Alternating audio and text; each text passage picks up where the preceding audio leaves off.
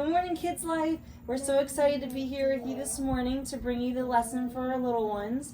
Today's big idea is about being brave. So when we think about being brave, you think of a hero. Heroes are brave, right?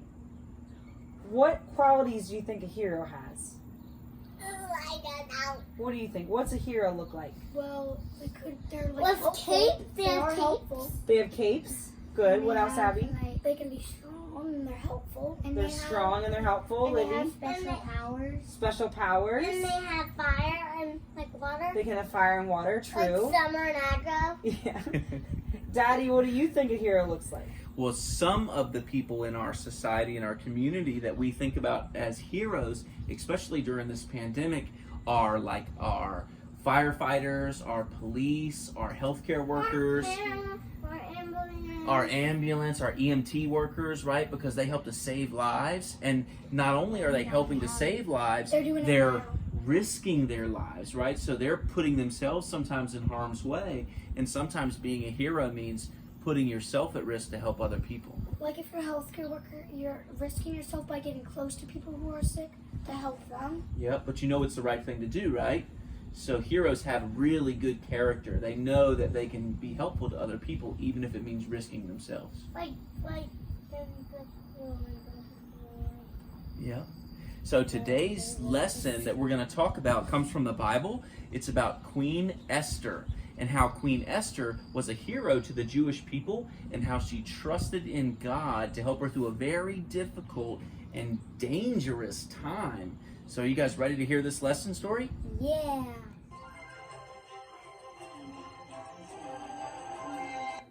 The Brave and Beautiful Queen.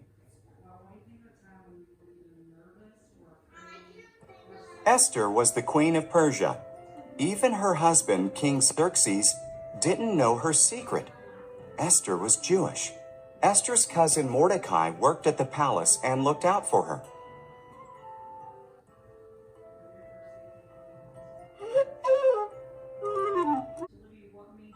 Xerxes' advisor, Haman, received a great reward. He was very proud. Everyone except Mordecai bowed down to him. Haman was insulted. He vowed to kill Mordecai and all the Jews.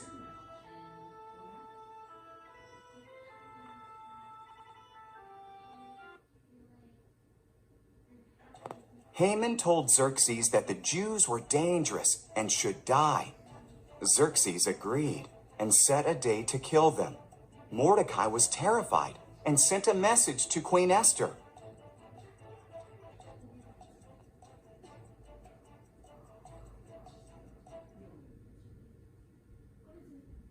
"Change the king's mind," said Mordecai. "If I go to him without his invitation, he can have me killed," Esther replied. "Perhaps you were made queen just for this moment," said Mordecai.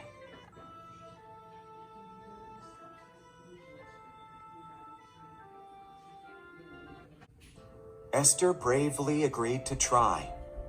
She went to the throne room. King Xerxes was amazed by her beauty and invited her in. "Can we have dinner with Haman?" she asked.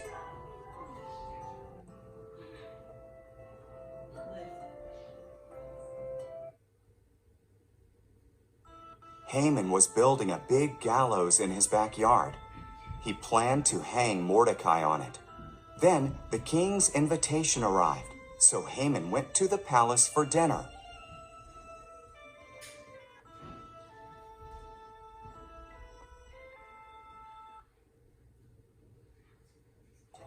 "A man wants to kill me and my people, the Jews," Esther told Xerxes. "Who would do such a thing?" he asked.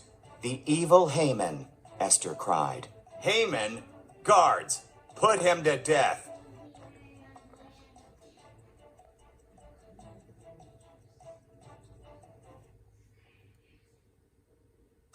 So Haman was hanged on the gallows he built for Mordecai. Because of Esther, the Jews were saved. They celebrated with a great feast, which they observe to this day. So, great job, Esther. She saved the Jewish people and Mordecai. Really good, huh? Very nice. She was very brave. One of the things that little Bible story app didn't talk about was how Esther prepared to go talk to the king, because she was really nervous. And in those days, if you didn't have an appointment, if you weren't asked by the king to come talk to him, right, they could have put you to death just for showing up to the king without an invitation. So she was really nervous. She had to risk her own life to try to help Mordecai and the Jewish people. So what did she do? You remember we read from Esther chapter 4 that she asked the Jewish people, including Mordecai, to go with her in a fast. What's a fast? Like not eat for a few days. Right, or so like a month. so not eat, maybe drink some water, but pray for 3 days straight, asking God to help her and give her strength and courage to go talk to the king, because she was nervous that the king may kill her if she showed up without an invitation. So she prayed, and God answered those prayers by giving her the courage and going with her to talk to the king. Like you said earlier, maybe God put the king in a good mood, right? So we saw from the scripture, how did the king let the guards know that it was okay for Esther to come? He had to wave his gold staff. So once he put that golden scepter out there, it signaled that it was okay. Esther, come on in and talk. What if he did something else? That means That would have been trouble, right? And it's also his wife. Yeah. So he loved her, so he wanted to let her in, right? He would definitely, because it's a wife. Sure. So Miss Esther prayed to God to overcome a difficult time, right? Can you guys think of a time where you've had a difficult time? Abby, you go first. Oh yeah. Well, on a hard spelling test, since I'm not that good at language arts, like if there were some hard words and you had to write them down without looking at a sheet of paper, and it was Yeah. tricky. So that was a difficult time for sure for you. Libby? My first day of piano, I felt very nervous because I thought it was going to be hard at first. Yeah. And you've been playing piano for over a year now. What do you think now? Because it makes me happy when I play, because piano is now my favorite thing. Yeah. And you overcame something that was really hard, right?